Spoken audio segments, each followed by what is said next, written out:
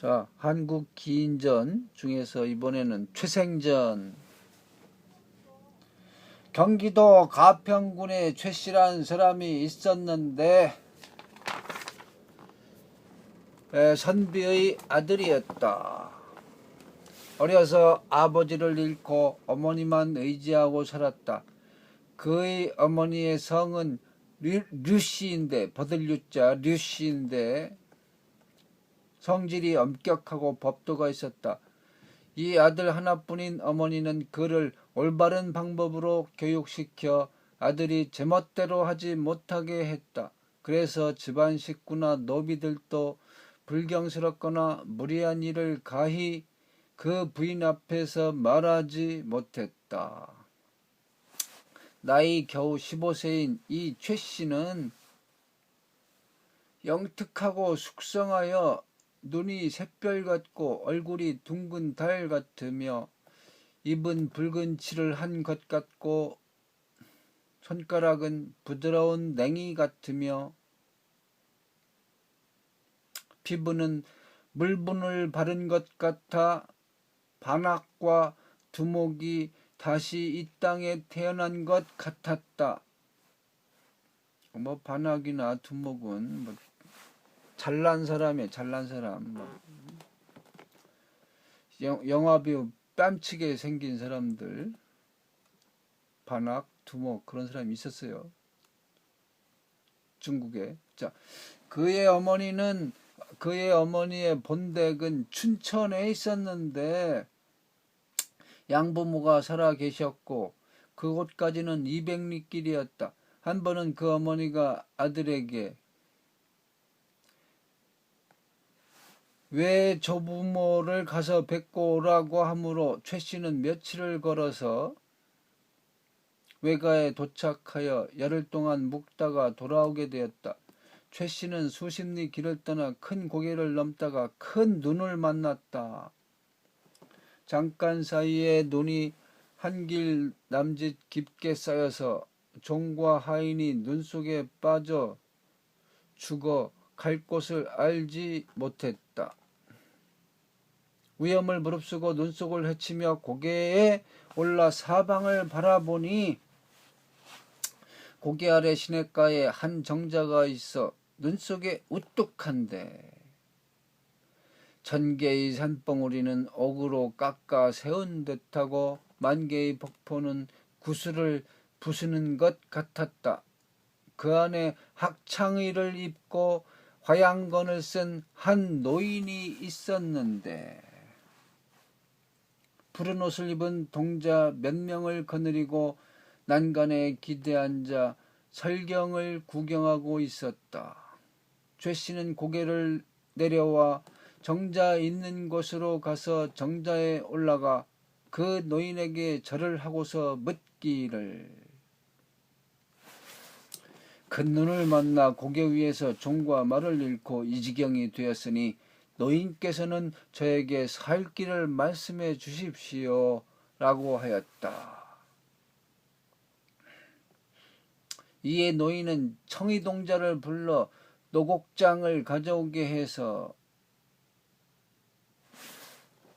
노곡장 지팡이네요. 옥지팡이 손에 들고는 서쪽의 작은 고개를 가리키면서 하는 말이 이 골짜기로부터 시내를 따라 올라가 저 고개를 넘으면 인가가 그 밑에 있을 터이니 그곳에서 하룻밤을 쉴 수 있노라 했다.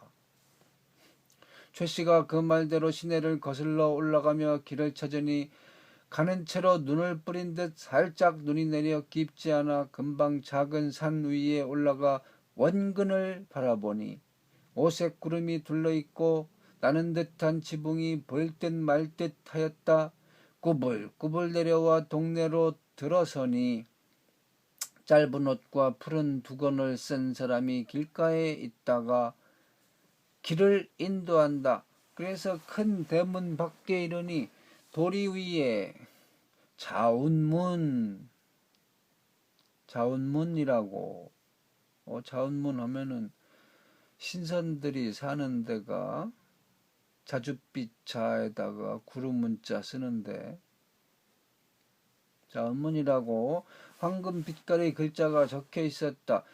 푸른 두건을 쓴 자가 인도하여 옷 같은 뜰 아래에 이르르니 우의 선관이, 그러니까 새깃털 옷, 우의 선관 신선 관리가 흰 구슬로 만든 침대 위에 앉아 있었다. 최 씨는 놀랍고 두려워 방에 들어가 절하고 손길을 맞잡고 물러났다. 선관이 말하기를 얘야 이리 와 앉아라. 눈을 무릅쓰고 멀리 왔으니 반드시 배고프고 추울 것이다. 빨리 녹살차를 갖다가 마시게 하라. 하여 차를 주므로 다 마시고 나니 다시 유리잔에다가 여의유를 담아다가 주었다. 여의유, 여의주 할 때 여의, 뜻대로 에다가 젖유자를 썼어요. 최 씨가 그것을 또 마시고 나니 정신이 상쾌해져서 갑자기 기가를 잊었다. 선관이 최 씨에게 말하기를 내가 비록 인간 세상에서 태어나 자랐으나 여기에 있는 내 딸과 하늘이 정한 인연이 있어 사위로 삼을 것이니 사양하지 말라. 문벌이 서로 맞으리라. 라고 하고서 작은 아들을 불러 드렸는데 나이가 겨우 7세쯤 되는 아이였다. 선관이 그 아이에게 말하기를 신랑이 이미 왔으니 내 누이의 결혼 날짜를 속히 정하여 예식을 행하는 것이 좋겠다. 하니 그 아이가 달력을 뒤져 손가락을 꼽아 세어보고 대답하기를 모레가 가장 좋은 날이니 예를 올림이 좋겠습니다 하였다. 이에 최 씨가 말하기를 험한 길을 오느라고 보따리와 의복이 남루하고 또 어머니가 집에 계시니 어머니에게 고하고 결혼을 해야 옳을 것입니다. 세상의 법도를 무시하고 중매도 없이 결혼식을 해도 되겠습니까? 라고 하였다. 선관이 말하기를 천생배필이라. 사람의 힘으론 될 수 없는 것이니 너는 더 말하지 말라. 나에게도 생각이 있느니라. 하고서 그 작은 아들에게 이르기를 너는 신랑으로 하여금 사랑방에 물러가 쉬게 하라. 라고 하므로 작은 아들이 데리고 나가 채색 가마에 태워서 생관으로 나아가니 생관이 옛날 요가 순을 사위로 삼을 때 본궁 다음인 부궁에 머물게 했는데 사위를 생이라 했기 때문에 이 뭐 날생자에다가 산해남자 이렇게 합쳐놓은 거예요. 현재 생관이라 했기 때문에 사위가 임시로 머무는 방을 생관이라고 한다 이겁니다. 생관으로 나아가니 세간과 음식이 모두 인간 세상의 것이 아니었다. 혼례식을 올리는 날엔 그 의복이 화려하고 그 가구들이 찬란하여 그 부귀함을 말로 이루다 표현할 수가 없었다. 혼례식을 마치고 침실로 들어가니 침대, 병풍, 커튼 등이 금, 옥, 구슬, 비취 등으로 만들어 눈이 부시고 십이 수십 명이 아리따운 모습으로 각기 수건 등속을 들고서 좌우에 둘러서 있는데 폐물을 찬 모습이 알차고 그들의 태도가 영롱하여 움켜잡고 싶을 정도였다. 최 씨는 정신이 나가 취한 듯 꿈속에 있는 것 같이 전전긍긍하며 감히 신부의 곁으로 가까이 갈 수가 없었다. 며칠 밤을 지난 후에야 점차 눈에 익고 정이 들어 사랑에 깊이 빠져 날짜가 지나는 줄도 모르고 엄벙덤벙 하는 사이에 겨울이 지나고 봄이 돌아왔다. 그래서 3월 보름이 되니 천기가 화창하고 달빛이 하늘에 가득한데 신부가 신랑에게 이곳에 머무른 지가 꽤 오래되었으나 경치를 한 번도 구경 못했으니 높은 곳에 올라가 선경을 구경해 봄이 어떻겠습니까? 하므로 신랑은 좋다고 응낙했다. 신부가 시비에게 백옥으로 만든 2가마를 가져오게 하고서 신랑과 신부는 각각 한 가마씩에 타고 시비들로 하여금 매게 하였다. 그들은 저 높고 높은 3층으로 된 옥대 위에 올라가니 누각이 겹겹이여 침대가 층층이라.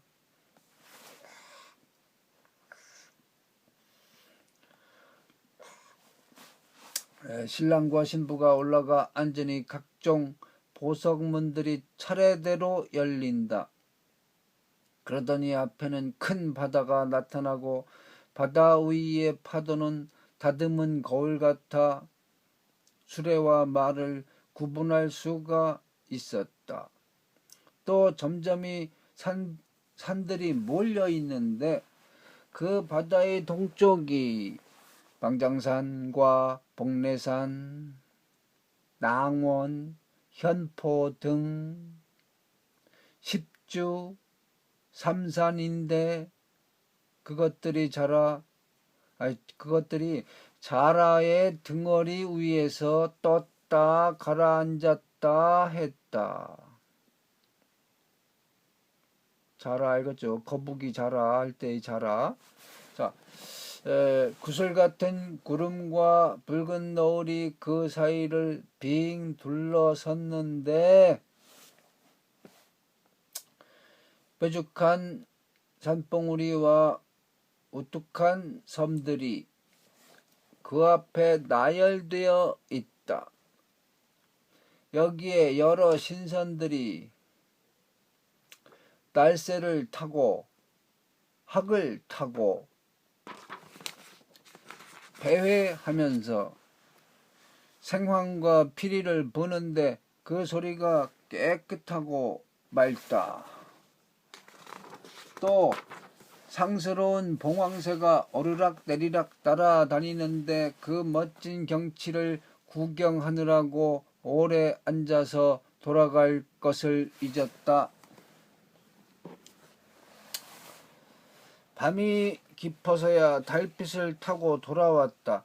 이후로는 매양 바람이 맑고 달이 밝은 밤이면 누대에 올라가 그 즐거움을 누리느라고 돌아가는 것을 잊었다. 이윽고 1년이 되어 겨울에 눈이 뜰에 가득하고 바람에 나부끼는 잎이 뒤섞여 떨어질 때 신랑이 문득 생각해냈다. 지난 겨울에 고개에서 눈을 만나 종과 말이 엎어져 죽고 고향집이 아득하여 조석으로 문 안 들이지 못한 것을 생각하니 서글퍼져 눈물이 흐른다. 신부가 놀라 묻기를 제가 들으니 임금이 근심하면 신하가 굴욕을 당한다고 합니다. 당신은 어째서 근심하는 빚이 있소이까? 제가 잘못하여 그 죄를 알지 못하겠습니다. 하므로 신랑이 눈물을 거두고 대답하기를 나는 본래 세상 사람으로 위로 편모를 모시고 있는데 오래도록 문안을 드리지 못했고 집을 나와 돌아가지 못한 것이 1년이 더 되었습니다. 어머니는 반드시 내가 죽었으리라고 여기고 눈물을 머금고 대문 밖에 서서 바라보시며 밤낮을 잊고 상심하시며 낙담하실 것이니 그 죄가 커서 불효 막심합니다. 누가 나보다 더한 사람이 있겠습니까? 생각이 이러하니 어찌 슬프지 아니하리요 하였다.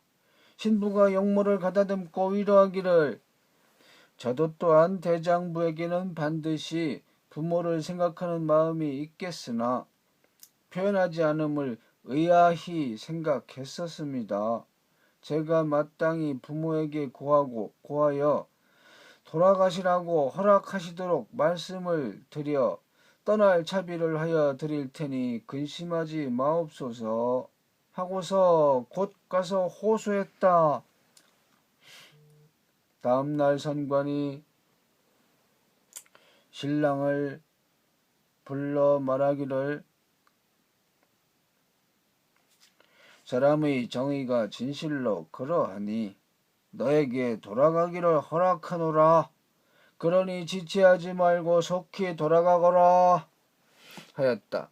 최씨가 이별하고 대문 밖으로 물러나오니 작년에 잃어버렸던 종과 말이 대문 밖에 와서 고대한 지가 오래되었다 한다. 최씨가 크게 놀랍고 기뻐서 하는 말이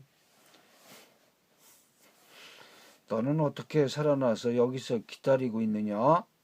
하니 종이 말하기를 나리께서는 죽음만 생각하시고 살아남은 것은 생각하지 아니하시니 나리께서는 어떻게 살아 계셨습니까? 하니 최씨가 대답하기를 나는 굴러 이곳에 와서 어진 주인을 만나 지금까지 편안히 살고 있었다 라고 하였다. 최씨가 그 말을 타고 그 종을 거느리고 곧 그의 집에 당도하여 그의 늙은 어머니에게 절을 하니 어머니는 눈물을 흘리며 손을 잡고 하는 말이 내가 작년 겨울에 떠난 뒤로 기한이 지나도 돌아오지 않아서 사람을 우리 친정에 보내서 알아보니 너는 곧 돌아갔다고 말하더라. 그래서 내 생각에 너는 반드시 호랑이나 표범의 굴에서 죽지 않았다면 도적들이 우글거리는 숲속에서 해를 당했을 것이라고 여겼다. 너는 어떻게 살아 돌아왔느냐? 라고 하였다. 최씨는 본래 그 어머니의 위험을 두려워하여 감히 이실 직고하지 못하고 거짓으로 꾸며서 말하기를 저는 중도에서 병이 들어 1년이 넘도록 낫지 않았는데 이제야 비로소 조금 차도가 있길래 밤낮을 가리지 않고 달려왔습니다. 라고 하니 그의 어머니도 그러려니 여겼다. 병자년 봄이 되자 병자년 1636년 봄이 되자 문득 인마가 어떤 곳으로부터 와서 봉한 편지를 하나 바치니 곧 선관 내외분의 편지였다. 그 편지를 열어보니 대략 다음과 같은 내용이었다. 금년 겨울에 너희 나라에는 반드시 큰 난리가 일어나 생명이 모두 어육이 될 것이다. 이제 살아있는 목숨들이 모두 물고기나 육고기 신세가 될 거다 이겁니다. 다 죽는다 이거죠. 그래서 이 편지를 보내니 이 뜻을 어머니께 잘 아뢰어 모시고 오라. 할 말은 많으나 이만 줄인다. 최씨는 그 편지를 가지고 방으로 들어가 꿇어 앉아 전날에 있었던 일과 지금의 일을 자세히 아뢰었다. 그리고 곧 행장을 수습하여 집을 떠난 이후로는 다시는 소식이 없었다. 하하.